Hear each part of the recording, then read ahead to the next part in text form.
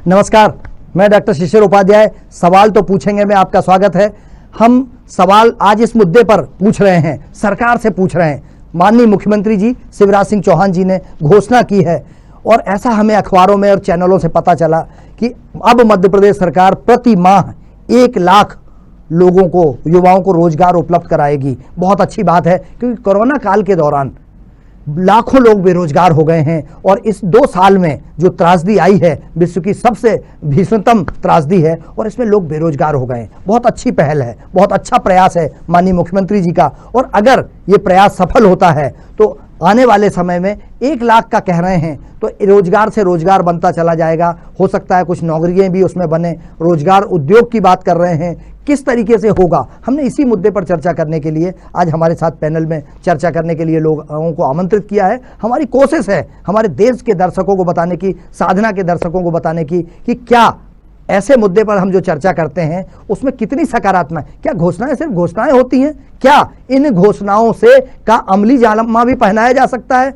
और इसी मुद्दे पर चर्चा करने के लिए हमारे साथ बहुत सारे लोग जुड़े हैं और उसमें हर क्षेत्र के प्रकांड विद्वान हैं, उद्योगपति भी हैं, पत्रकार भी हैं और संस्थान चलाने वाले कुलपति के रूप में हमारे साथ इस मुद्दे पर चर्चा करने के लिए डॉक्टर अरुण पांडे जी जुड़े हैं। हम उनका स्वागत करते हैं। हमारे साथ इसी मुद्दे पर चर्चा करने के लिए वरिष्ठ पत्रकार और देश के जो पत्रकारों की यूनियन संचालित करने वाले डॉक्टर नवीन आनंद जोशी जी हैं, हम उनका स्वागत करते हैं। हमारे साथ इसी मुद्दे पर चर्चा करने के लिए प्रखर आलोचक, समीक्षक और खुलकर अपनी बात कहने वाले श्री नितिन दुबे जी हैं, हम उनका स्वागत करते हैं। नितिन जी, स्वागत है आपका साधना में। और इसमें रोजगार कैसे आएगा, इसके पहले भी माननीय मुख्यमंत्री जी जब प्रयास करते थे तो उद्योगपतियों का साथ लेते थे। मध्य प्रदेश में पिछले 15 सालों में 17 सालों में सैकड़ों की तादाद में इन्वेस्टर मीट हुई हैं। बहुत उद्योगपति आते थे और उद्योगपति बड़ी बड़ी घोषणा करके चले जाते थे और करोड़ों, कई 100 करोड़ रुपए खर्च हुआ उन इन्वेस्टर मीटों में, लेकिन उद्योग कितने लग पाए। तो हमने उद्योगपति के रूप में, शिक्षाविद के रूप में हमने श्री आनंद सब्धानी जी को बुलाया है। स्वागत है आपका आनंद जी। सबसे पहले नितिन भाई के पास आएंगे और नितिन भाई आपसे चर्चा शुरू करेंगे कि क्या ये जो माननीय मुख्यमंत्री जी ने घोषणा की है, मुख्यमंत्री जी बहुत सहृदय हैं, सकारात्मक सोच है। उनका कहना है कि रोजगार खत्म हो चुके हैं और इन रोजगारों को पुनर्जीवित करना है। 1 लाख रोजगार प्रति माह प्रदान करेंगे तो साल में 12 लाख लोगों को रोजगार मिलेगा। क्या कहना है आपका? देखिए, मैं इस पर मुख्यमंत्री की आलोचना तो नहीं करना चाहता जी। ये उनका जो कहना है वो ठीक है, अगर योजना है तो जी। लेकिन ये बता देना चाहता हूँ जी कि मध्य प्रदेश, ये बता देना चाहता हूँ 40 लाख से ज्यादा लोग बेरोजगार हैं जी। अगर इन 40 लाख लोगों को रोजगार दिया जाए, जी। मान लीजिए सरकार प्लानिंग करती है कि हमें इतने लोगों को रोजगार देना है जी। तो इसमें 25 साल लग जाएंगे जी। और शिवराज जी की जो बात है, मुख्यमंत्री जी की जी। और ये संभव नहीं है। देखिए, आज के दौर में पिछले 2 साल से सारे उद्योग बंद पड़े हैं। इतनी इन्होंने मीट की, जैसे आप उद्योगपतियों को आमंत्रित किया, विदेशों से भी आए, शिवराज जी ने भी किया कि आप बंद गले के कोर्ट में चीन के उद्योगपति, पेरिस के उद्योगपति, इंग्लैंड के सब अपने देखा इंदौर में हमने। लेकिन उसका परिणाम क्या निकला? सारी फाइलें पड़ी हुई हैं, या तो उनको जमीन नहीं दी गई, या जो उद्योगपति चाहते हैं कि इस तरह की सुविधा मध्य प्रदेश में हो, वो सुविधाएं नहीं मिली, अधिग्रहण नहीं हुआ जमीनों का। और सरकार केवल इसको, मुझे ऐसा लगता है कि अखबार और टीवी की सुर्खियां, हेडलाइन, मध्य प्रदेश में लगेंगे अब इतने उद्योग, इतने 1 महीने में मिलेगा 1 लाख को रोजगार, बस ये हेडलाइंस देखना चाहते हैं नेता। लेकिन इसकी अगर जमीन हकीकत की बात की जाए शिशिर जी, अगर सच्चाई धरातल पे अगर पहुंचा जाए तो मुझे नहीं लगता कि मुख्यमंत्री का ये जो चुनावी कहूंगा मैं, क्योंकि इतना सब बदनामी भारतीय जनता पार्टी की कोरोना के कारण हो गई है। मध्य प्रदेश में नकली इंजेक्शन लगना, अस्पतालों में धांधली, लाखों लोगों का मारा जाना देश से, तो भाजपा का ग्राफ कहीं ना कहीं गिरा है। तो मुझे लगता है कि भारतीय जनता पार्टी की ये प्लानिंग है, जैसे आज पीएम से मुलाकात हुई शिवराज जी की, ये प्लानिंग है कि हर घर उद्योग, एक उद्योग, हर घर से एक रोजगार, मतलब एक नया चुनावी जो कहते हैं अपन, शिगुफा तो नहीं लेकिन एक प्रेजेंटेशन जो रहता है, इस तरह का ये प्रोग्राम चल रहा है। और हकीकत की बात की जाए तो हकीकत कहीं कुछ नहीं है। मुख्यमंत्री ने तो ये भी कहा कि कोरोना से मरने वालों को जो है हम इतना पैसा देंगे, उनके बच्चों की शिक्षा का ध्यान रखेंगे, ये करेंगे वो करेंगे, लेकिन जो कोरोना से मरा है उसके सर्टिफिकेट पे ही नहीं है कहीं कि उसकी डेथ कोरोना से हुई है, तो क्लेम कहाँ करेंगे आप? तो मुझे ऐसा लगता है शिशिर जी, ये सब चुनावी माहौल, जैसे यूपी में चुनावी माहौल बन रहा है, अब चुनाव आने वाले हैं, उस ग्राफ को ऊंचा करना है, हमें घर घर दस्तक देनी है, तो प्रोग्राम ये है, उद्योग का प्रोग्राम नहीं है, रोजगारी का प्रोग्राम नहीं है, क्योंकि अभी तो उद्योग लगेंगे तो उसमें रोजगार होंगे। अच्छा, दूसरा बात, कहाँ से देंगे ये उद्योग? अपनी सरकारी नौकरियां जो है, पुलिस के जैसे 50,000 पद खाली हैं, कहीं हॉस्पिटल में पद खाली हैं, डॉक्टरों के पद खाली हैं, इतने सालों में वो पद आपसे नहीं भरे गए। अब आप कोरोना 2 साल का आने के बाद आप लोगों से कहते हैं उद्योग बंद हो गए हैं, करोड़ों लोगों का रोजगार छिन गया है, लोग घरों में बैठे हैं। अब आप एक नई प्लानिंग लेकर आ गए कि हर साल हम 1 लाख लोगों को देंगे। मुझे नहीं लगता ये संभव है, और ये सब चुनावी बातें हैं। मुझे ऐसा लगता है कि सरकार को वाकई आम जनता का ध्यान रखने के लिए हर घर एक रोजगार, ये योजना चलानी चाहिए। अगर किसी घर से एक व्यक्ति को रोजगार देना, और वो पूरी प्लानिंग के साथ किया जाए, रोड मैप तैयार किया जाए, पूरी आबादी और कितने घर हैं प्रदेश में, कितने लोग उस घरों से रोजगार हैं। अब हो क्या रहा है कि असंतुलन क्यों है? एक घर से 5 लोग सरकार की सेवा में, वो लोग अपने भाई को रिश्वत देके, दूसरे भाई ने नौकरी लगा ली, एक पिता ने बेटे की रिश्वत देके उसको नौकरी लगा ली। अब गरीब को, सामान्य को रोजगार कहाँ से मिले? जो सरकारी काम नहीं करता है, सरकारी नौकर नहीं है, उसके बच्चे की, उसकी भाई की सरकारी नौकरी लगनी नहीं, क्योंकि उसके पास माध्यम नहीं है रिश्वत देने का कि अपने छोटे भाई को नौकरी लगाऊं। इस तरह बेरोजगारी पनप रही है। अगर इसमें समानता होती, अगर इसमें ये होता कि साहब कितने, एक घर में 5 लोग सरकारी नौकरी करते हैं, तो क्यों ना हम दूसरों को भी मौका दें?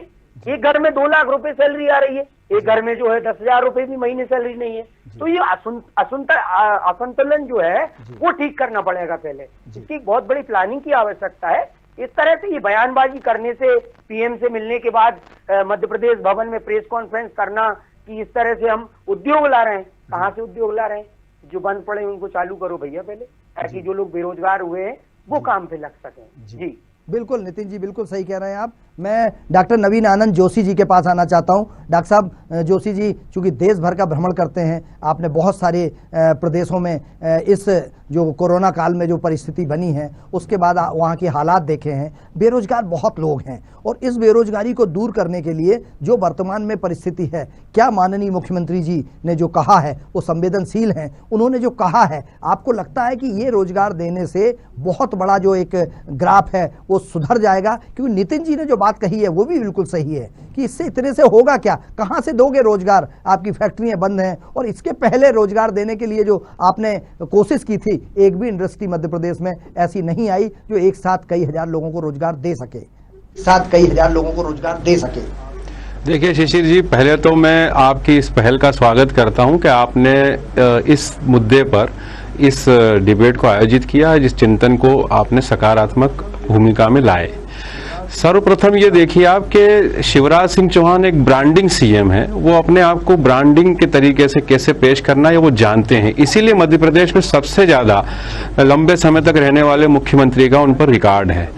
और जैसा कि नितिन जी बता रहे थे, उनका एक सब कुछ पूरा कैलकुलेटेड प्लान होता है। मोदी जी से मिलना, उसके बाद रोजगार की बात कहना, आप उनका पिछला टेन्योर को याद करिए, जिसकी जिक्र आप भी कर रहे हैं कि इन्वेस्टर समिट्स में उन्होंने काफी बताया, लेकिन अंबानी जैसा इंडस्ट्रियलिस्ट आज तक मध्य प्रदेश में एक भी उद्योग नहीं लगा पाया। इससे आप समझ जाइए, उनको हमने रेड कारपेट बिछा करके लाए, उन पे खर्च किया, अरबों खरबों रुपए हमने लगाए, ब्रांडिंग किया, अपना प्रचार किया। और सीएम साहब उन 15 सालों में जो हमारा मंडीदीप है, जो हमारा पीथमपुर है, हम उसकी छोटी छोटी इंडस्ट्रीज को नहीं बचा पाए, स्मॉल स्केल इंडस्ट्रीज पे हम काम नहीं कर पा रहे हैं। तो आगे बताइए कि नए रोजगार लाने का ये केवल सतही उनका एक घोषणा है, जैसी कि घोषणाएं होती आई हैं। आप सबसे पहले मैं सरकारी नौकरियों का भी जिक्र कर देता हूं। जिस तरह से नौकरियों में जो रिटायरमेंट के साथ वो पद समाप्त हो रहे हैं, उसके स्थान पर दूसरे पद आ नहीं रहे। जब आप भर्तियां कर नहीं रहे, पीएससी के अलावा आपने और कोई किसी तरह की सीधी भर्ती की कोई प्रक्रिया ही नहीं अपनाई हुई है, जब आप शासकीय नौकरी में लेना नहीं चाहते, नई इंडस्ट्रियां छोड़िए पुरानी इंडस्ट्रियों को बचाना नहीं चाहते, तो 1 लाख लोगों का रोजगार ये हथेली पर सरसों उगाने जैसा है, इसमें कहीं से कहीं तक कोई तालमेल नजर नहीं आता। और ये बात भी सच है कि अभी चुनाव में 2 साल हैं, 2023 में चुनाव है, लेकिन क्या ये उसके लिए नेट प्रैक्टिस है कि हम घोषणाएं लॉलीपॉप की तरह लाएं?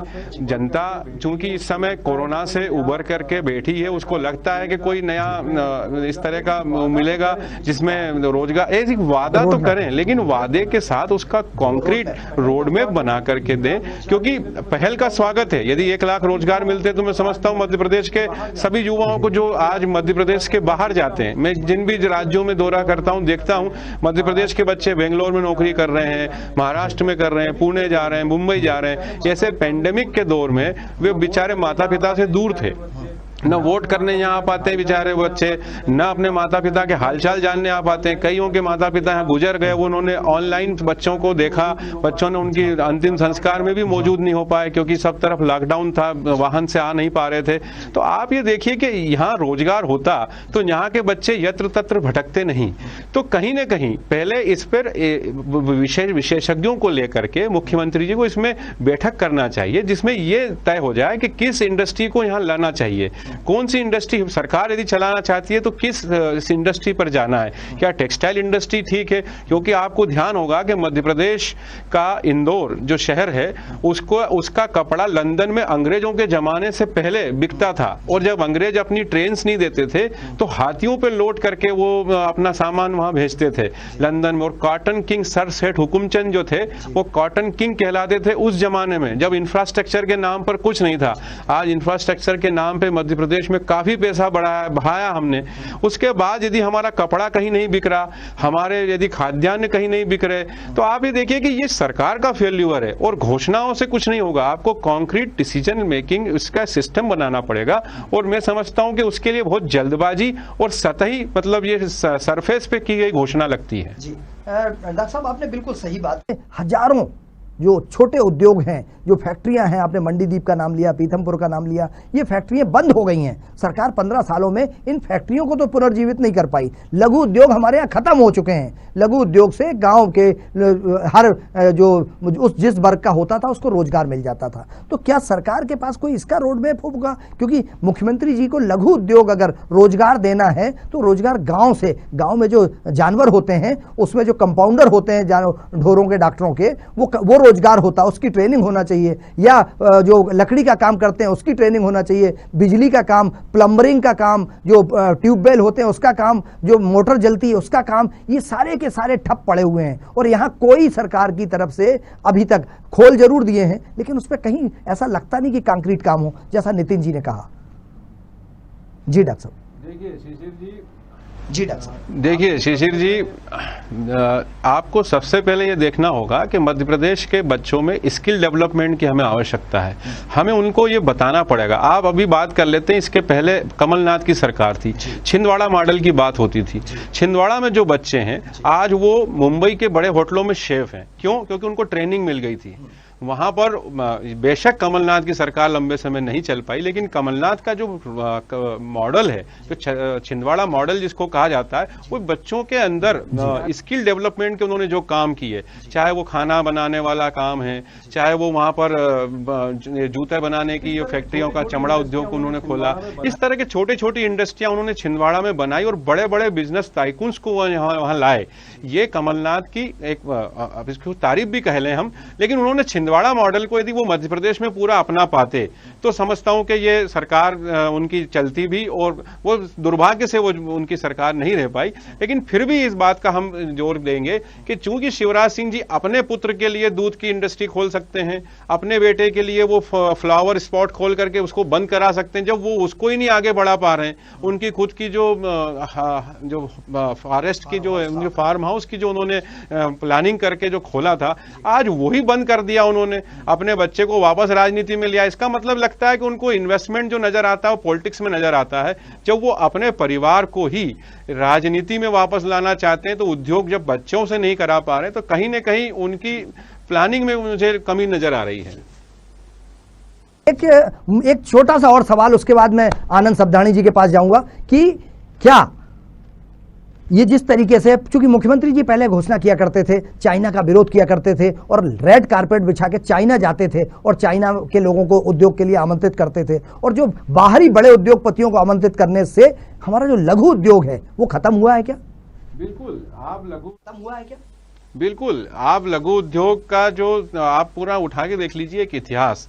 मैंने आपको इंदौर का जिक्र किया, मंडीदीप का किया, पीथमपुर का किया, मक्सी का कर देता हूँ, रतलाम का करता हूँ। ये सारी वहाँ हम इतने बड़े बड़े प्रोडक्ट्स बनाते थे, यहाँ के प्रोडक्ट्स देश दुनिया में जाते थे।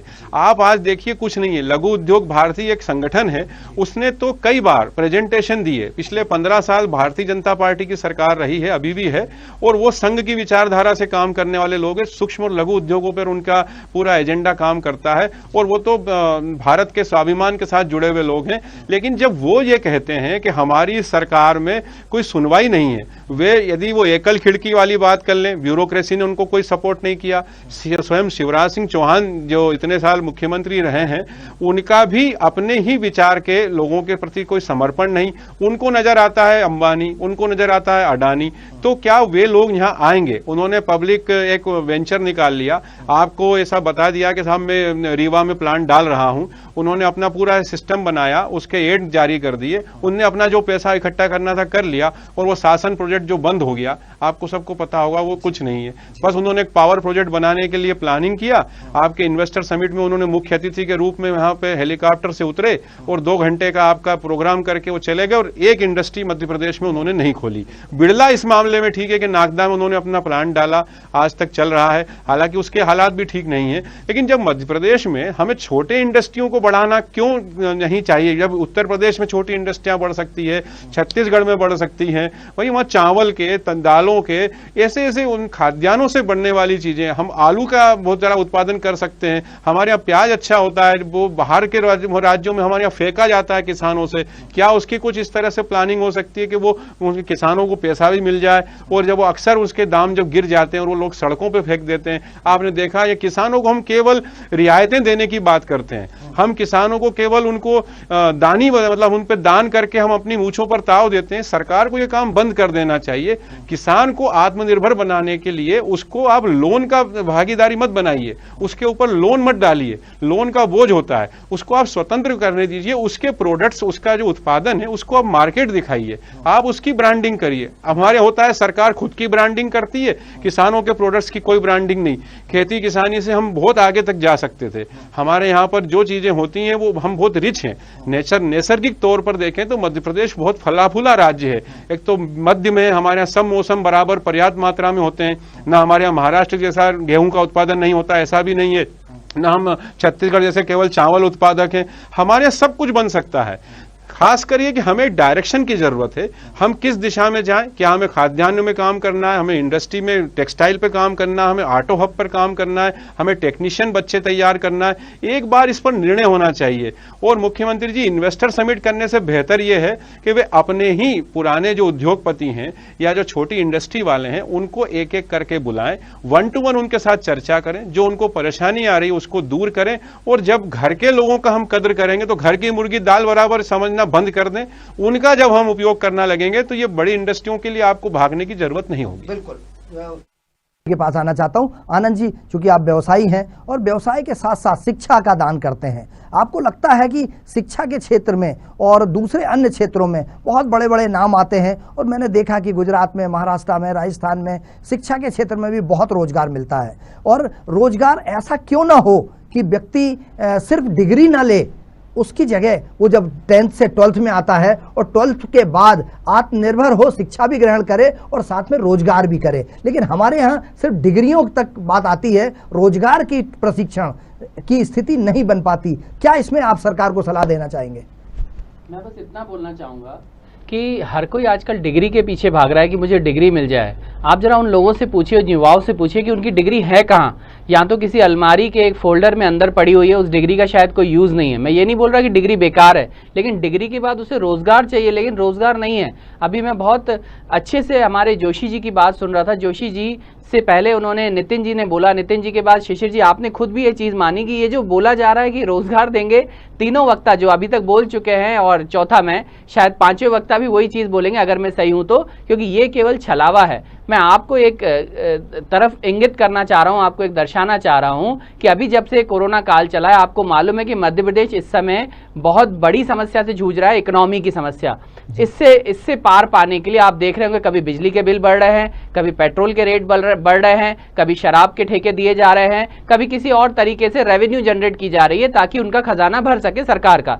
ऐसे में क्या आपको लग रहा है कि सरकारी नौकरी या किसी प्रकार की नौकरी देके वो अपने खजाने पर कोई लोड डालना चाहेंगे? शायद ऐसा बिल्कुल नहीं है। और मैं कह रहा हूं अगर ये सच्चाई है कि सरकार खुद चाह रही है कि हम नौकरियां दें, अगर वो शासकीय क्षेत्र में भी हैं, अगर ये है तो मेरे ख्याल से ये सबसे सुनहरा समय होगा मध्य प्रदेश की जनता के लिए कि 1 लाख नौकरियां हर महीने मिलेंगी। और अगर ये केवल चुनावी घोषणा है या केवल घोषणा तक सीमित रह गया है मुख्यमंत्री जी की, तो ये मध्य प्रदेश की जनता से छलावा है। शिशिर जी, मैं जितना आपको जानता हूं, यहाँ पर जितने भी पत्रकार बैठे, भले नितिन जी, नवीन जी, मैं आपको भी ध्यान इस पर केंद्रित करना चाहूंगा कि आप लंबे समय से पत्रकारिता कर रहे हैं। क्या आपको लगा है कि 1 लाख नौकरी इससे पहले क्या अपने मध्य प्रदेश में कभी एक साथ निकली हैं या दी गई हैं? शायद नहीं। मैं भी खुद एजुकेशन फील्ड से बिलोंग करता हूं, लोगों को रोजगार के लिए तैयार कराता हूं, लेकिन मैंने भी कभी नहीं देखा कि प्रदेश में 1 लाख नौकरियां एक साथ मिल गई। मैं आपको कुछ एग्जाम्पल देके बात समझाता हूं। पहले मैं सरकारी नौकरियों की बात करूंगा, फिर मैं प्राइवेट नौकरियों पे आऊंगा। सरकारी नौकरियों की अगर बात करें तो 2018 में जब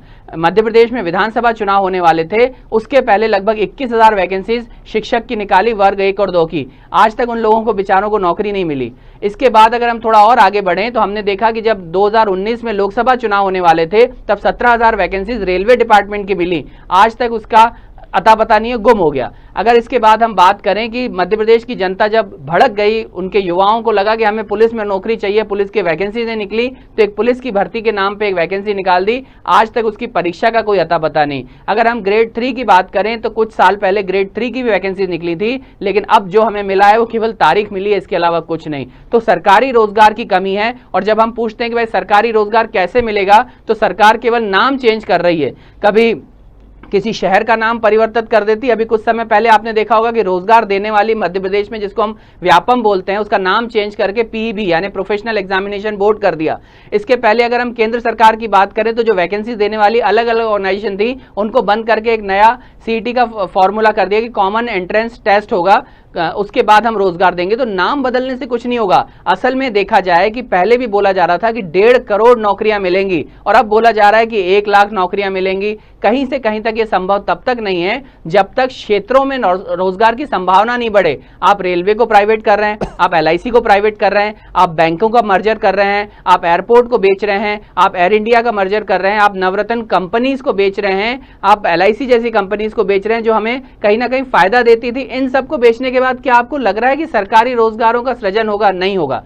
अब यहां बात आती है कि रोजगार का जो, अगर आप शिवराज जी का स्टेटमेंट देखेंगे तो वहां 3 चीजें बोली जा रही हैं कि हम शासकीय क्षेत्र में, हम प्राइवेट क्षेत्र में और स्वरोजगार को देंगे। अब मैं आपका ध्यान केंद्रित करना चाहूंगा कि क्या हो रहा है। आप देखेंगे कि पिछले साल अगर 50,000 लोगों ने स्किल डेवलपमेंट का कोर्स किया, तो इसका मतलब ये माना जाएगा कि उसको स्किल डेवलपमेंट हो गया, अब उसका स्वरोजगार हो गया, यानी 50,000 आंकड़ा हमारा पूरा हो गया। अब प्राइवेट में, जिसको आत्मनिर्भर भारत आप बोलते हैं, वो प्राइवेट में बेचारा दुकान चलाने वाला, कोचिंग चलाने वाला, अपनी फैक्ट्री चलाने वाला, वो जब अपना व्यवसाय करेगा, अपने दम पे व्यवसाय में इन्वेस्ट करेगा, लोन भरेगा, उसकी किस्त भरेगा, टैक्स जमा करेगा, लोगों को अपने काम पे रखेगा, 50,000 का आंकड़ा वो दिखा दिया जाएगा कि उन्होंने नौकरी दे दी। इसका मतलब सरकार को कुछ भी नहीं करना, आत्मनिर्भर भारत आपको ही बनना है। अगर ये सच है तो आप सोचिए पिछले 1 साल में, 1-2 साल में, जब से कोरोना हुआ है, आप सरकारी आंकड़ों को अगर उठा के देखेंगे तो पिछले महीने मई में 12% हमारे बेरोजगारी की दर थी। अगर आप ट्रैक देखें, अगर आप सोशल मीडिया से कनेक्टेड हो, तो पिछले 1 से 2 साल में लोग इतने परेशान है, युवा, कि सोशल मीडिया पर वो मोदी नौकरी दो, मोदी नौकरी दो के नारे लगा रहे हैं। आप हर सोशल मीडिया पे देखें। और दूर मत जाइए, आप मध्य प्रदेश की राजधानी भोपाल में देखिए, पिछले दिसंबर में अगर आप देखेंगे तो बहुत सारे युवाओं ने मध्य प्रदेश की राजधानी भोपाल के टीटी नगर एरिया में यहाँ संघर्ष किया था। बेचारों ने लाठियां खाई थी, जेल भी गए थे, लेकिन उनको भी नौकरी नसीब नहीं हुई।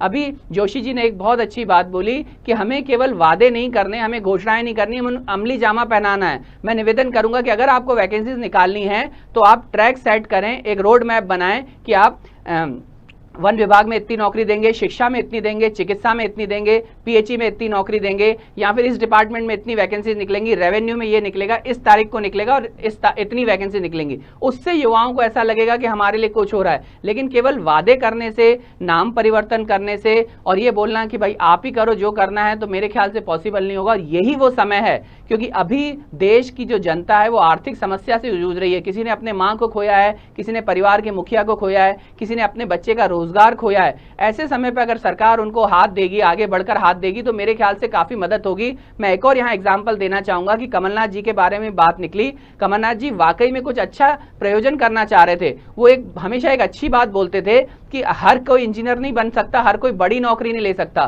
ख्वाब बड़ा लगो। वो तो कभी कभी ये बोलते थे अगर आपको बैंड का काम आता है, बैंड का काम सीख जाइए। अभी जोशी जी ने अपनी बात में बहुत अच्छी बात बोली, और वरिष्ठ पत्रकार हमारे जो दुबे जी उन्होंने भी ये बात बोली कि अगर आपको छोटी चीज आती है, अगर आपको टाइपिंग आती है, अगर आपको मैकेनिकल का कोई कोर्स आता है, तो आप पॉलिटेक्निक डिप्लोमा कर दो और छोटे छोटे रोजगार, आप होटल मैनेजमेंट का कोई कोर्स कर लो, होटल में आप वेटर बन जाओ, आप शेफ बन जाओ। ऐसे बहुत सारी चीजें जो कर सकते हैं, लेकिन हर कोई अपनी जो उड़ान है वो बड़ी देखना चाहता है। मैं सरकार के साथ साथ उन बच्चों से भी निवेदन करूंगा कि प्राइवेट सेक्टर हो, गवर्नमेंट सेक्टर हो, आप ख्वाब भले ही बड़े रखिए, लेकिन उसकी शुरुआत जो है पहली छोटी सीढ़ी से कर सकते हैं। कोई प्राइवेट नौकरी आपको मिल जाए, सरकारी क्षेत्र में अगर चपरासी की नौकरी मिल जाए, फिर भले धीरे धीरे आप क्लर्क बन जाएं, ऑफिसर बन जाएं, लेकिन छोटी छोटी नौकरियों से आप लीजिए। और सरकार से निवेदन करूंगा कि केवल आप घोषणाएं मत कीजिए, उसको अमली जामला पहनाइए। बिल्कुल, बहुत अच्छी बात कही आनंद जी आपने। चूंकि तारीख पे तारीख मिलती रहती है कि हम आपके लिए ये करेंगे, हम आपके लिए ये करेंगे, हम आप ऐसा करेंगे, लेकिन ये लालीपाप कब तक?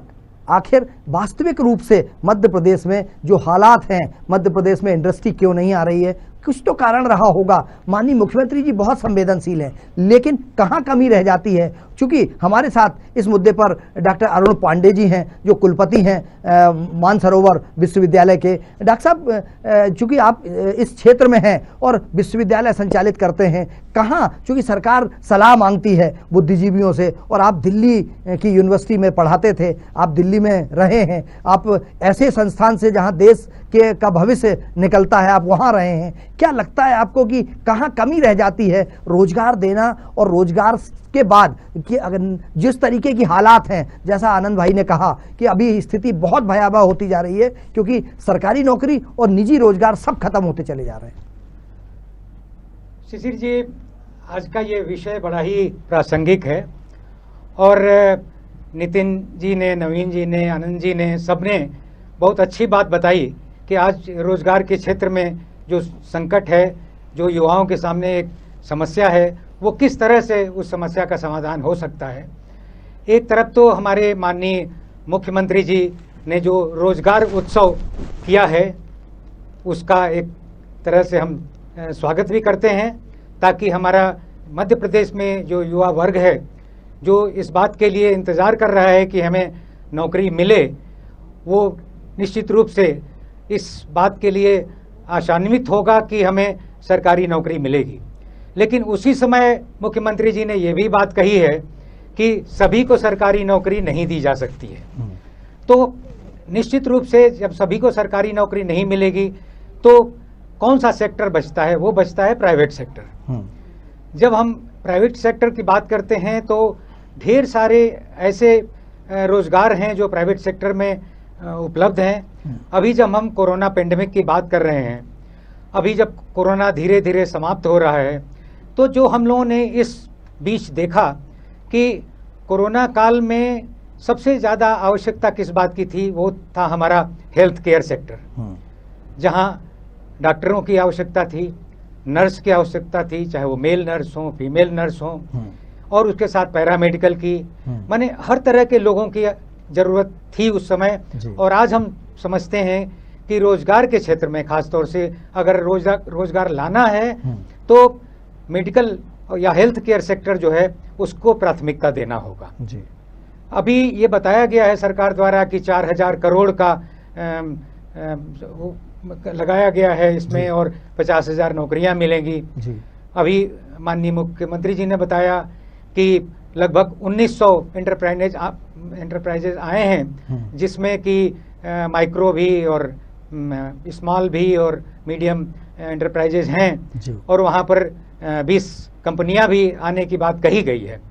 लेकिन सवाल इस बात का है कि 1 लाख रोजगार की जो सीमा है या जो बात बताई गई है या 12 लाख सालाना रोजगार की बात है, वो इतना आसान भी नहीं है। तो एक तरफ हम किस क्षेत्र में जा सकते हैं? विगत वर्ष में जब हमने कोरोना में देखा कि हमारे ढेर सारे प्रवासी मजदूर वापस घरों की ओर आए, विभिन्न प्रदेशों में वापस आए, तो क्या हुआ? वो जहां भी कार्य कर रहे थे जिन प्रदेशों में, वहां वो कुछ न कुछ हुनर जानते थे। तो एक तरफ वो प्रवासी जो मजदूर आए, उनके पास कुछ हुनर है, उसका क्यों नहीं हम सदुपयोग करें और उनकी ट्रेनिंग का फायदा उठाएं। एक तरफ एग्रीकल्चर के सेक्टर में खासतौर से मध्य प्रदेश में बहुत ज़्यादा संभावनाएं हैं। चाहे वो हम देखें कि अगर फ्लोरिकल्चर या फूलों की खेती की बात करें, अभी भोपाल में ही या पूरे मध्य प्रदेश में बेंगलोर से, कलकत्ता से और जगहों से फूल आते हैं, तो क्यों नहीं हम उस उद्योग को आगे बढ़ाएं। दूसरी तरफ खेती में जो भी, जैसे अभी टिश्यू कल्चर या बायोटेक्नोलॉजी की बात है, उसमें केला या बांस, इसकी बहुत ज़्यादा डिमांड टिश्यू कल्चर द्वारा बनाए गए पौधों की हो रही है। तो हम समझते हैं कि वहाँ पर भी इस बात की आवश्यकता है कि इसको ध्यान दिया जाए। खासतौर से गाँव में अब अभी जो एनिमल हस्बेंड्री है, अभी आपने शशि जी ने बताया कि किस तरह से हम वेटरनरी डॉक्टर्स की आवश्यकता है। जहाँ हमारे जो पशु हैं उनको में ढेर सारी बीमारियां हो रही हैं, उनको भी हम किस तरह से बचा सकें, वो डॉक्टर गाँव में लोगों के लिए उपलब्ध हों। तो इस तरह की ढेर सारी ऐसी योजनाएं हैं जिनमें रोजगार मिल सकता है। पैरामेडिकल खासतौर से मैं यहाँ कहना चाहूँगा कि पैरामेडिकल का क्षेत्र ऐसा है जिसमें कि हम युवाओं को रोजगार दे सकते हैं। नर्सिंग वो एक बहुत बड़ा क्षेत्र है जहाँ की युवाओं को रोजगार मिल सकता है। तो हमें जो भी युवा वर्ग है उन्हें आगे आना होगा और वो जॉब प्रोवाइडर बने, न कि जॉब सीकर बने। क्या बहुत बढ़िया जी डॉक्टर साहब जी। हाँ, कंटिन्यू करिए जी। हाँ, तो ये चीज़ें हैं जिनको हमें ध्यान में रखना होगा और आगे चल करके निश्चित रूप से मध्य प्रदेश में रोजगार की बहुत ज़्यादा संभावनाएं हैं। और अब देखिए, जहाँ इंदौर की हम बात करते हैं, वहाँ के जो नमकीन उद्योग है और इस तरह के उद्योग हैं, वो दूर दूर तक दुबई या और विदेशों में यहाँ से जा रहा है। तो निश्चित रूप से उस तरह के चीज़ों के लिए हम लोग अगर भोपाल, जबलपुर, रीवा, इंदौर या और जितने भी प्रदेश के क्षेत्र हैं, वहाँ अलग अलग चीज़ों के लिए अगर हम उद्योग स्थापित कर सकें तो ये बहुत बड़ी उपलब्धि होगी और निश्चित रूप से रोजगार मिलेगा। बाकी चीज़ों पर तो हमारे पूर्व वक्ताओं ने प्रकाश डाला ही है कि किस तरह से ये संभावनाएं, सरकारी नौकरी तो नहीं मिल सकेगी सभी को, लेकिन प्राइवेट में हम समझते हैं। एक चीज़ और मैं कहना चाहूँगा कि जो डिमांड इस बात की क्या है, आज हम प्लम्बर की डिमांड रखते हैं, आज हम कारपेंटर की डिमांड है, आज हमारे पास इस तरह के लोगों की आवश्यकता है। तो हम ITI जो हमारा है उसको हमको मजबूत करना है। अब गांव में ट्रैक्टर खराब हो जाता है तो कोई वहाँ ट्रैक्टर मैकेनिक नहीं मिलता है। अब उनका वाटर पंप खराब हो जाए, वो वाटर पंप के लिए कोई मैकेनिक नहीं मिलता है। तो हमें आवश्यकता इस बात की है कि जो लोग 10th पास करके आए हैं या 12th पास किए हैं और वो स्वरोजगार की तरफ जाना चाहते हैं, तो उन्हें इस तरह की ट्रेनिंग जिसमें उनकी रुचि हो।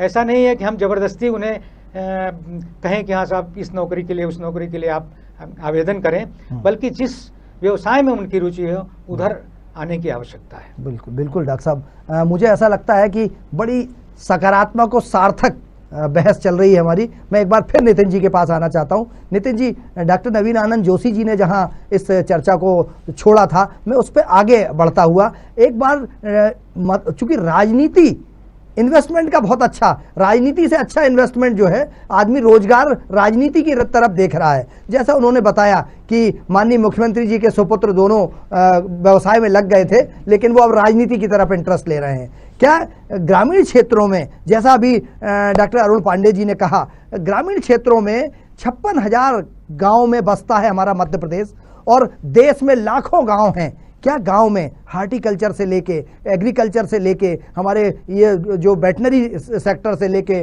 और पहले एक ग्राम का सहायक हुआ करता था जो कृषि कैसे करना है ये बताता था। अगर ढोरों को कोई प्रॉब्लम हो गई तो उसके लिए गांव में रहता था। और छोटे छोटे उद्योगों के रूप में, चूंकि इसको पूरी तरह से खत्म कर दिया गया है, कारपोरेट को दे दिया गया है, तो क्या अगर हम फिर से वापस जाते हैं, एक बार नवीन जी ने और एक बात बहुत अच्छी कही थी कि जो ये लघु उद्योग और जो स्वदेशी की बात करती थी वो उसी की विचारधारा की पार्टी ने उसको खत्म कर दिया। तो क्या लगता है कि राजनीतिक दलों के सत्ता में आने के बाद दिखाने के दांत और खाने के दांत कुछ और होते हैं?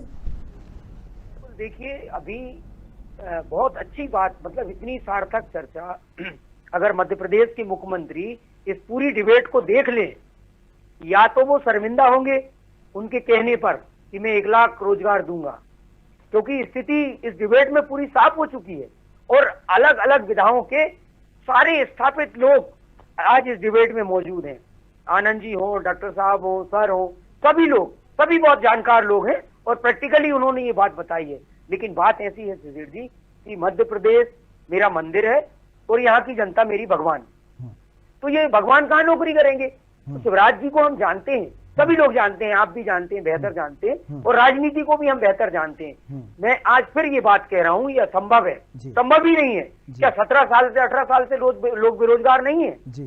इतने दिनों से प्रदेश में आप देखिए, ग्रामीण क्षेत्रों की बात की जाए, चलिए शहर में तो ऐसा कि कोई जो लोअर क्लास का आदमी है या मध्यम वर्गीय है वो ठेला लगा लेगा, कहीं काम कर लेगा, किसी भी दफ्तर में अकाउंट देख लेगा, HR का काम देख लेगा। लेकिन गांव में क्या स्थिति है? गांव में पढ़े लिखे सभी लोग हैं। आज स्थिति है गांव में भी लोग पढ़ रहे हैं, लड़कियां भी पढ़ती हैं, लड़के भी पढ़ते हैं। बहुत अच्छी, छोटा से छोटा गांव हो वहां भी आपको ग्रेजुएट लड़के मिलेंगे, लड़कियां मिलेंगी, लेकिन उनके पास करने के लिए कुछ नहीं है। शहर से इतने दूर है, अपने परिवार को छोड़ना, उनकी जिम्मेदारियों को छोड़ना।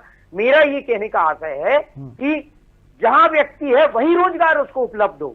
और ये बात सही है कि आनंद जी ने भी कही कि सबको नौकरी देना, और इस तरह से जो प्रारूप बना है ये असंभव है, ये राजनीतिक खाका बना हुआ ग्राफ, ये सब राजनीतिक बात है, ये संभव ही नहीं है इतना करना। हर व्यक्ति को रोजगार मिले, सरकारी नौकरी तो बहुत मुश्किल है, रोजगार जो है उसके गांव में स्थापित हो। छोटा से छोटे गांव है, उस गांव की तासीर, वहां का जो है सिस्टम देखने के बाद उसी तरह का रोजगार वहां डेवलप किया जाए। गांव में कितना रोजगार है, कितनी चीजें हैं।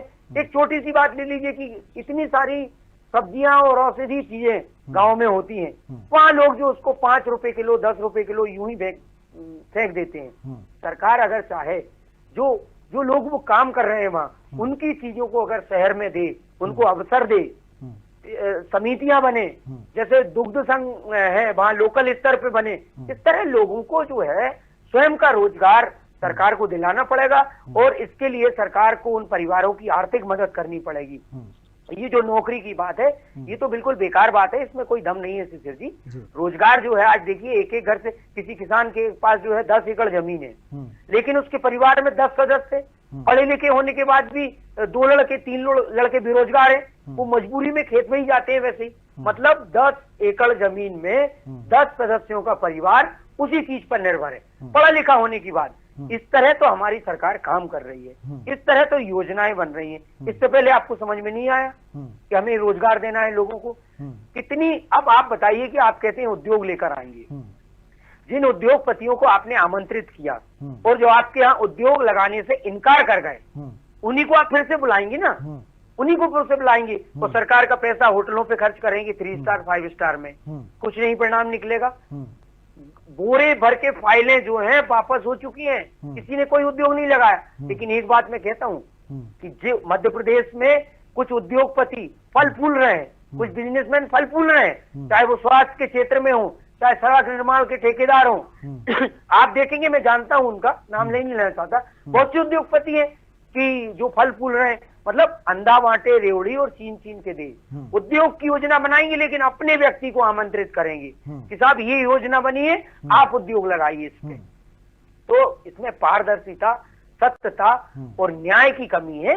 इसलिए हमारा जो युवा है वो बेरोजगारी की तरफ बढ़ता जा रहा है, भुखमरी की तरफ बढ़ते जा रहे हैं। हम लोग 80 करोड़ आप लोगों को जो है घर में खाद्यान्न देते हैं दीपावली तक। अरे भाई 80 करोड़ वो कौन लोग हैं? 80 करोड़ लोग, 120-30 करोड़ की आबादी में 80 करोड़ अगर आपके सोसाइटियों से खाद्यान्न ले रहे हैं, तो मतलब भारत भुखमरी की कगार पे है ना। ऐसे में आप कहते हैं कि हम रोजगार स्थापित करेंगे। मंडीदीप में अभी बताया सर ने पिछली बातों में भी कि मंडीदीप की स्थिति देखिए, मैंने वहां ग्राउंड रिपोर्ट की है एक चैनल के लिए। आप वहां 35-40 इंडस्ट्रीज बंद है, कहीं 100 इंडस्ट्रीज बंद है। आप देखिए बिल्डिंगें खड़ी हुई हैं, उनकी चादरें निकल रही, उद्योग बंद ही हो गए। भोपाल में आपका कपड़ा मिल बंद हो गया, और भी ना जाने इतनी चीजें भोपाल में ही बंद हो गई। अब आप बताइए कि जब आपकी नाक के नीचे और आपके विधानसभा में कितने सैकड़ों लोग बेरोजगार हैं, मतलब हजारों की तादाद में करीब 1.25 लाख लोग मध्य प्रदेश के मुख्यमंत्री की विधानसभा में बेरोजगार हैं।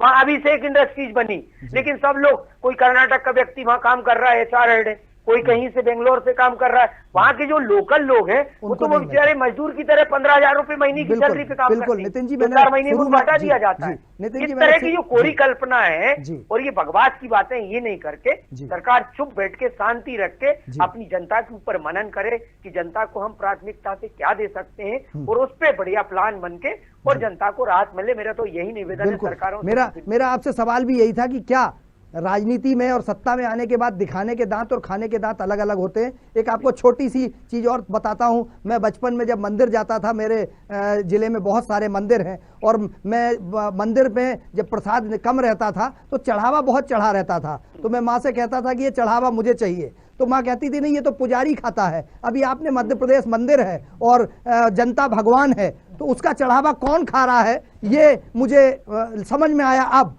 आपने बहुत समय बाद, मैं 50 साल का हो गया, आज मुझे समझ में आया कि वो पुजारी खाता है। डॉक्टर नवीन आनंद जोशी जी, मैं आपके पास आना चाहता हूं। जैसा नितिन जी ने कहा, क्या लगता है आपको कि जो परिस्थिति है, जो हालात हैं, इसमें कोई बीच का रास्ता निकल सकता है? क्योंकि बेरोजगारी की बहुत हालत खराब है और संवेदनशील मुख्यमंत्री जी हैं, जनता के दुख दर्द में सहभागी होते हैं, एक उनकी कोशिश रहती है कि जनता के हर उस दर्द में शामिल हों। तो ऐसे में ये प्रयास है, इसमें और क्या किया जा सकता है? क्योंकि रोजगार तो बहुत जरूरी है, हाहाकार मचा हुआ है। हमारी चर्चा जब शुरू हुई थी तो बहुत सकारात्मक तरीके से हमने इस बात को रखा है। रोजगार आवश्यकता है। जब व्यक्ति पढ़ाई लिखाई कर लेता है या कोई खेती किसानी करने वाला व्यक्ति अपने जमीन जोत लेता है तो उसकी इच्छा होती है कि उसको उसका परिणाम मिले। कर्म करता है तो फल की अपेक्षा करता है। जब हमारा बच्चा यहाँ ग्रेजुएट होने के बाद, जैसा कि आनंद सब्धानी जी बता रहे थे कि उसके पास रोजगार के लिए साधन जब हैं, आप उपलब्ध करा सकते, तो सरकार को ये प्रायोरिटी में रखना पड़ेगा। यदि प्राइवेट सेक्टर भी किसकी अनुमति से चल रहे हैं मध्य प्रदेश में, सीएम की अनुमति से चलते हैं, तो मुख्यमंत्री जी को बाहर से इंडस्ट्री वाले को ला रहे हैं तो उसके मजदूर बाहर से क्यों ला रहे हैं? उसके बच्चे जो उसमें काम कर रहे हैं, अभिषेक इंडस्ट्री की बात कर लें, लुधियाना से जो आई एक इनका बुधनी में जो काम कर रही है वो ट्राइडेंट, उसमें भी तो बाहर के लोग काम कर रहे हैं। तो आखिर आप स्थानीय रोजगार से इतनी उपेक्षा का भाव क्यों? जब आप कहते हैं कि आपने याद होगा ये कहा था कि मध्य प्रदेश के लोगों को हम नौकरियां देंगे, तो उस बात को आप गौर करिए ना। आप अभी मध्य प्रदेश में तमाम बाहर के लोगों को काम मिल रहा है। आप अभी सड़कों के काम की बात कर लीजिए, हमारे यहाँ पर यदि कोई 2-3 इंडस्ट्रियलिस्ट हैं जो रोड का काम कर रहे हैं, तो आप बताइए वो मजदूर बाहर से ला रहे हैं। इंदौर में एक शहर, एक मोहल्ले का नाम है परदेसीपुरा।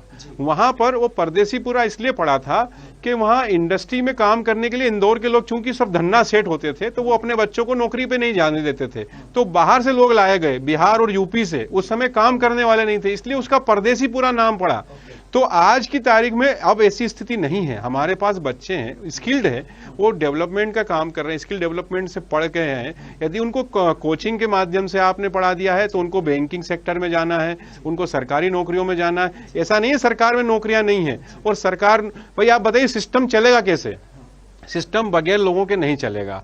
आप बताइए IAS IPS के एग्जाम तो बराबर हो रहे हैं। आप जो स्टेट सर्विसेज के जो डिपार्टमेंट है उसको आप क्यों नहीं मजबूत करना चाहते? क्यों उनको प्राइवेट सेक्टर को देना चाह रहे हो? जैसा कि अभी सब्धानी जी ने बताया कि LIC और ये बहुत दिनों से चल रहा है। और यदि मोदी जी के कार्यकाल में इन बड़े उपक्रमों पर ताला पड़ता है तो जिन मोदी जी को इस देश की जनता ने इतने लाखों करोड़ों भावनाओं के साथ प्रधानमंत्री चुना है, उनको निराशा हाथ लगेगी। आप रेल क्या बंद करने आए थे जो अंग्रेजों ने शुरू की, जिसके माध्यम से हम देश की दुनिया की सबसे बड़ी इंडस्ट्री होने का दावा करते हैं, हम उसको प्राइवेट हाथों में दे दें, सरकारी अस्पताल दे दें, दूरदर्शन की बिल्डिंगें दे दें, आकाशवाणी के भवन दे दें? क्या हमने इसके लिए मीडिया पूरा हम बेच दें? ये इसके लिए देश ने चुना है हमको। राजनेताओं का काम ये होता है कि हम उस परिपाटी को आगे बढ़ाएं। हम रोजगार के साधन उपलब्ध कराने की तरफ नहीं जा रहे हैं, हम अपना केवल अपना हेतु देख रहे हैं। हमें 5 साल कैसे लोगों को मूर्ख बनाना है, इस पर कॉन्सेंट्रेट न रहते हुए, जब आपके पास कृषि के लिए पर्याप्त संसाधन है। अभी डॉक्टर पांडे जी बता रहे थे कि हम यदि हार्टिकल्चर पे, फ्लोरिकल्चर पे काम कर सकते हैं, फूलों को हमको बाहर से लाना पड़ता है। मध्य प्रदेश में सर्वाधिक मंदिर हैं, हमें फूल बाहर से क्यों लाना पड़ रहे हैं? क्योंकि हमारे यहाँ हम उत्पादन करते हैं और उनका उत्पादन बराबर होता नहीं, उनको मार्केट मिलता नहीं है, तो वो या तो वो वेस्ट हो जाते हैं। आप बताइए कि जब फूल की इंडस्ट्री चलाई जा सकती है, फलों की इंडस्ट्री चलाई जा सकती है। एक मैं उदाहरण दूंगा रामदेव जी का। आप बताइए, उस व्यक्ति ने, या सिंगल पर्सन है, कोई सरकारी तामझाम नहीं है, आखिर उनके खिलाफ तमाम एलोपैथी के भी अभी एक बड़ा मुद्दा है, लेकिन उसके बाद उस व्यक्ति ने जमीनें ली, अपनी खुद की खेती की, खेती के माध्यम से उसने प्रोडक्ट्स बनाए, वो प्रोडक्ट्स पूरी दुनिया में बेचे, 158 देशों में उनके प्रोडक्ट बिक रहे हैं। आप बताइए, वो भी तो एक व्यक्ति है। जब एक व्यक्ति रोजगार, उसने 5 लाख लोगों को रोजगार दे रखा है। हमारा मध्य प्रदेश अपने बच्चों में से कितने लाखों को रोजगार दे पा रहा है? बताइए आप। कोई इंडस्ट्री को हमने कोई डिजाइन तैयार नहीं किया। दरअसल इसमें नीयत का सवाल है। हमारी नीति बनती है लेकिन उसमें नीयत में खोट आ जाती है, तो नीति काम नहीं करती और नेता काम करता है उसमें। तो नेता का जब दिमाग आएगा तो वो नीति बन नहीं पाएगी, नीति केवल नियत के साथ खराब हो जाती है।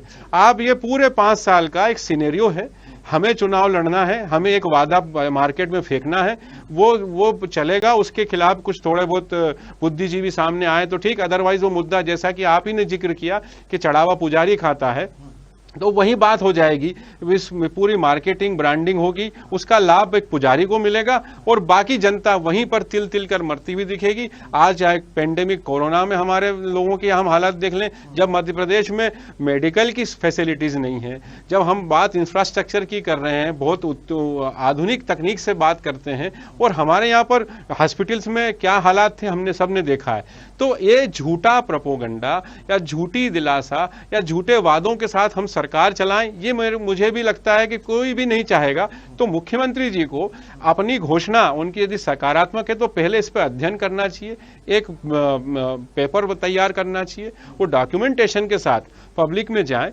पब्लिक के कुछ और लोगों की भी राय लेकर के उसमें वो इंडस्ट्रियां जो मध्य प्रदेश की शान है, मध्य प्रदेश में बनाई जा सकती है, जब हम उसको तैयार करेंगे तब ये उनकी घोषणा सार्थक हो पाएगी। बिल्कुल। अगर रोड मैप बना के जनता के सामने प्रस्तुत किया जाए, जनता को भरोसा हो कम से कम। आनंद जी, कैसे भरोसा हो सकता है? मैं डॉक्टर साहब की बात को आगे बढ़ाते हुए, कैसे भरोसा हो सकता है कि रोजगार मिलेगा ही? क्योंकि सब चीजें बंद हैं, उद्योग हो, रोजगार हो, और इसके अलावा लघु उद्योग हो, गांव से लेकर शहर तक हाहाकार मचा हुआ है, और उसमें हमारे संवेदनशील मुख्यमंत्री जी अगर ये घोषणा करते हैं तो इसको कैसे पूरा कर पाएंगे?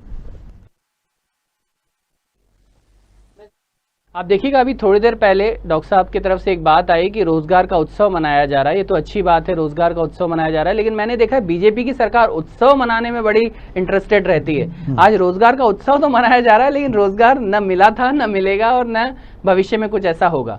दूसरी चीज, थोड़े दिन पहले अगर हम देखें तो ऐसा ही वैक्सीन का उत्सव भी मनाया गया था 5 दिन का, बड़े धूमधाम से। वैक्सीन वैक्सीन वैक्सीन, इतने लाखों लोगों को 5 दिन में वैक्सीन लगी, लेकिन उस 5 दिन के बाद क्या हाल हुआ आपको ही मालूम है। कभी 4-5 दिन तक वैक्सीन के अते पते नहीं, अगर लग भी रही तो ऑनलाइन रजिस्ट्रेशन करना पड़ रहा था। बेचारे हमारे 18 साल वाले दिन भर इंटरनेट पे, मोबाइल पे लगे हुए थे, लेकिन उनको नहीं मिला। तो केवल उत्सव मनाना आता है, लेकिन अमली जामा पहनाना नहीं आता। दूसरी चीज बार बार निकल के आ रही कि क्यों ना हम ऐसे लोगों का रोजगार करें, जैसे नितिन जी ने बोला कि क्यों ना हम अपने क्षेत्र में अपने बच्चों के लिए, अपने लोगों के लिए रोजगार की व्यवस्था कर दें, वही बड़ी बात होगी। अब बाहर से इन्वेस्टर मीट बुला रहे हैं, बड़े बड़े लोगों को बुला रहे हैं, लेकिन फैक्ट्रियां और इन्वेस्टमेंट तो हो नहीं रहा। ऐसा ही क्यों ना हम अपने लोगों के लिए करें। अगर ट्राइडेंट की आपने बात की, तो ट्राइडेंट जो अगर हो रहा है या कोई भी हो रहा है, वहां पर हमारे बच्चों के पास अगर स्किल डेवलपमेंट है, हमारे युवा अगर स्किल्ड है, और मैं कह रहा हूं अगर स्किल नहीं भी है, जो जिस काम का है उससे वैसा काम लिया जाना चाहिए। अगर वो फूल की खेती कर सकता है, उसको फूलों की खेती कराए। अगर वो माल ढोने लायक है तो उससे माल ढोया जाए। अगर वो मैकेनिक है तो उससे मैकेनिक का काम लिया जाए। अगर वो हेल्पर है तो हेल्पर का काम लिया जाए। अगर वो इंजीनियर है इंजीनियरिंग का काम लिया जाए, अगर ITI होल्डर है तो उससे वैसा काम लिया जाए, अगर वो MBA होल्डर है तो उसको मैनेजमेंट का काम दिया जाए। ये सारी चीजें करना हमारे प्रदेश की सरकार के हाथ में है। प्राइवेट नौकरी और गवर्नमेंट नौकरी, ये सारी चीजें हमारे केवल सरकार के हाथ में है। अगर सरकार बोल रही है कि हम नए उद्योग लाएंगे, अरे जो पिछले समय से इतने सारे उद्योग धीरे धीरे बंद होते जा रहे हैं मध्य प्रदेश में, पीथमपुर में, उनकी तरफ आप नहीं सोच रहे। एक बहुत बड़ी कंपनी भोपाल में आई, उसने TT नगर में एक बहुत बड़ा अपना इन्वेस्टमेंट करके एक प्रॉपर्टी का बड़ा प्रोजेक्ट लाया है, लेकिन आज उसकी क्या हालत है, वो बेचारी कंपनी डूबने की स्थिति में आ गई है। ऐसी कंपनीज को आप सपोर्ट कीजिए, जो फैक्ट्रीज बंद हो रही है उसको लोन दीजिए। लेकिन लोन मिल किसको रहा है? नितिन जी ने अपनी बात में नाम नहीं लिया, लेकिन बता दिया कि अगर देश में कोई कंपनी बढ़ रही है, जब पूरा देश डाउन हो जाए गुजरात की 2 कंपनियां बड़ी तेजी से बढ़ रही हैं, और मध्य प्रदेश में जब इकोनॉमी डाउन हो रही है तो भोपाल की एक रोड बनाने वाली कंपनी पूरे 17-18 राज्यों में अपने काम स्थापित कर रही है। मुझे तो समझ में नहीं आ रहा। और ये बात सीधे सीधे शिशिर जी की बात को बिल्कुल तर्क दे रही है कि भैया हमें भी मालूम है कि मंदिर में अगर चढ़ावा आया है तो वो खाना किसको है। तो अगर ऐसा ही मध्य प्रदेश का हालत है तो शायद नहीं हो पाएगा। मैं यहाँ पर हमारे नवीन जी की बात से भी सहमत हूं कि रोजगार के लिए हमें प्रयत्न करना चाहिए। केवल ये नहीं सोचना चाहिए कि आत्मनिर्भर भारत है, आपको ही स्वयं करना है, जो करना है आपको करना है, लोगों को रोजगार भी खुद ढूंढना है। हमें तो ऐसी चीजें स्थापित करके देनी है। अगर कोई इंडस्ट्री स्थापित करके देनी है, कोई एरिया स्थापित करके देना है, उस पर सब्सिडी देनी है, उसको बढ़ाना चाहिए धीरे से। अभी एक बात सामने आई कि हमें पैरामेडिकल स्टाफ को भी, उसमें भी फ्यूचर है। मैं आपको बताना चाहूंगा कि जब कोरोना पीक पर था, जब पहला लॉकडाउन हुआ था, जब लोग मर रहे थे, तब पैरामेडिकल स्टाफ को और मेडिकल स्टाफ को अपॉइंट किया गया और कुछ समय बाद उन बेचारों को निकाल दिया गया। क्या इसलिए हमारी सरकार बोल रही है कि हम आपको रोजगार देंगे? जिन बेचारों को दिया था उन लोगों को तो निकाल दिया, अब हम नए रोजगार कैसे लाएंगे? मुझे तो नहीं लग रहा कि ये रोजगार जो होगा वो किसी काम का होगा। लेकिन मुझे आज भी हमारे पूर्व मुख्यमंत्री कमलनाथ जी की याद आ रही है, क्योंकि वो, जैसे कि अभी एक बात निकली थी कि यहां पर हम लघु उद्योगों को बंद कर रहे हैं। जो सरकार ये बोल के बार बार शासन में आती थी कि हमें ग्रामीण क्षेत्रों को आगे बढ़ाना है, हमें किसानों को आगे बढ़ाना है, हमें लघु उद्योगों को बढ़ाना है, ये सारी चीजें अगर हम करके आ रहे हैं सरकार में,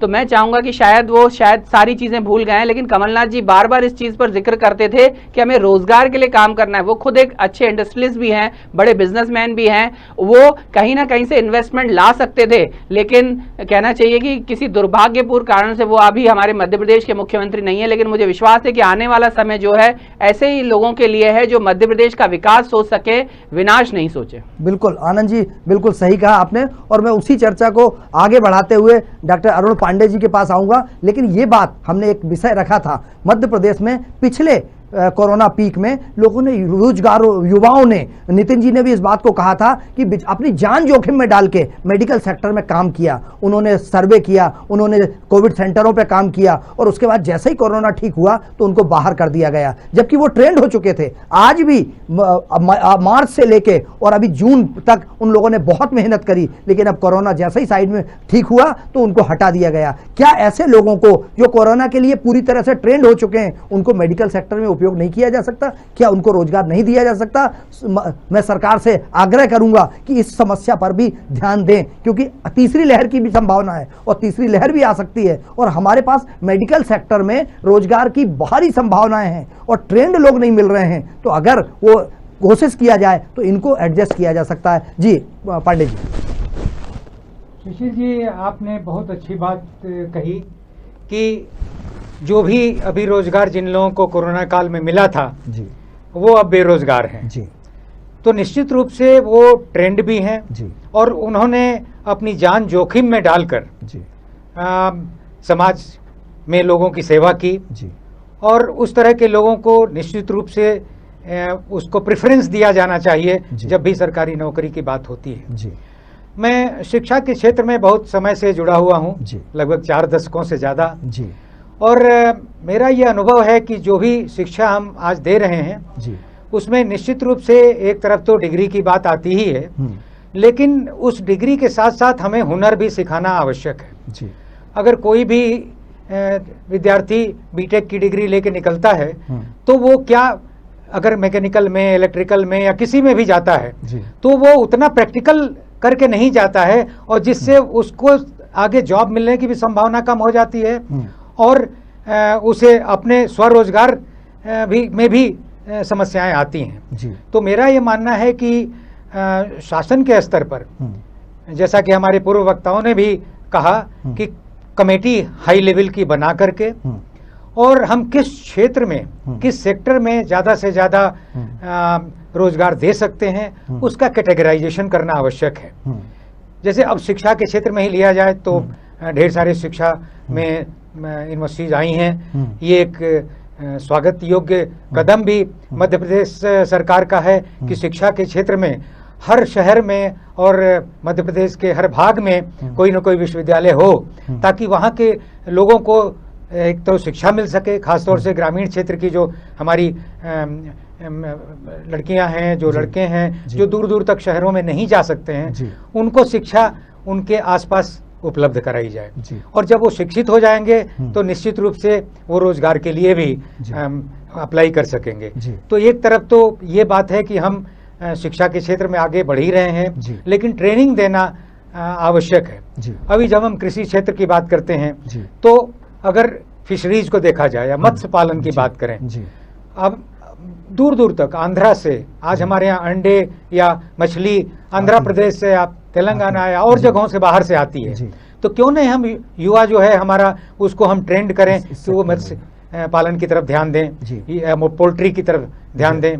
अभी आप सभी को मालूम है कि ढेर सारे IIT के इंजीनियर्स और IIM से निकले हुए युवा वो गाँव की तरफ उन्होंने रुख किया है, और उन्होंने चाहे वो फ्रूट्स का हो, चाहे वो वेजिटेबल का हो, या मशरूम कल्चर की बात हो, उन्होंने इसको अपनाया है और बहुत अच्छा व्यवसाय कर रहे हैं। उन्हें लाखों का पैकेज मिल सकता था, लेकिन वो उसमें न जा करके वो स्वयं इसमें आगे आए हैं और रोजगार दे रहे हैं।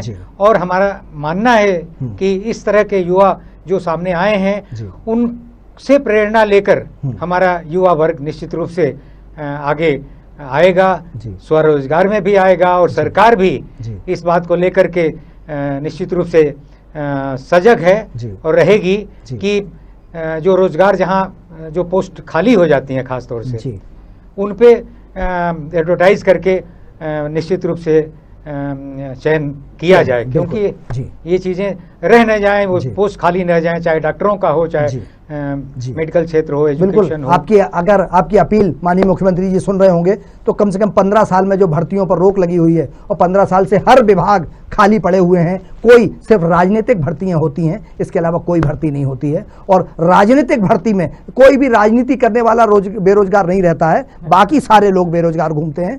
एक बहुत मुझे डॉक्टर साहब, चूंकि समापन आखिरी चरण में आ गए हम, मैंने एक चीज अगले कभी चर्चा में करेंगे आपसे, मैंने पत्रकारिता की शिक्षा ग्रहण की है, और मैं जब साइंस पढ़ा करता था, एक किसी ने लिखा है अभी कुछ दिन पहले कि जो भी डिग्रियां दी जाती हैं उसका रोजगार से कोई लेना देना नहीं होता है। मुझे मेढक काटना सिखाया गया था, लेकिन मेढक आज तक पूरी में 50 साल का हो गया, उसको सिलने के बाद मुझे आज तक पता नहीं चला कि उसको क्यों काटा गया था, क्यों सिखाया गया था। या इसके अलावा मैं पत्रकारिता की जब डिग्री, प्रैक्टिकल नॉलेज, रोजगार की बात नहीं होती, तो कब हम इस दिशा में आएंगे। विदेशों में तरक्की सिर्फ इसलिए हुई है कि वहां 10वीं से 8वीं से रोजगार की तरफ शिक्षा दी जाती है, 12th तक आते आते हायर एजुकेशन में जाने के पहले आत्मनिर्भर हो जाता है। तो माननीय मुख्यमंत्री जी, अगर आत्मनिर्भर मध्य प्रदेश बनाना है, माननीय प्रधानमंत्री जी आत्मनिर्भर भारत बनाना है, तो हमें शिक्षा लॉर्ड मेकाले की शिक्षा से हटा के अब हमें शिक्षा रोजगारोन्मुखी देना पड़ेगी। माननीय मुख्यमंत्री जी ने बहुत अच्छी पहल की है,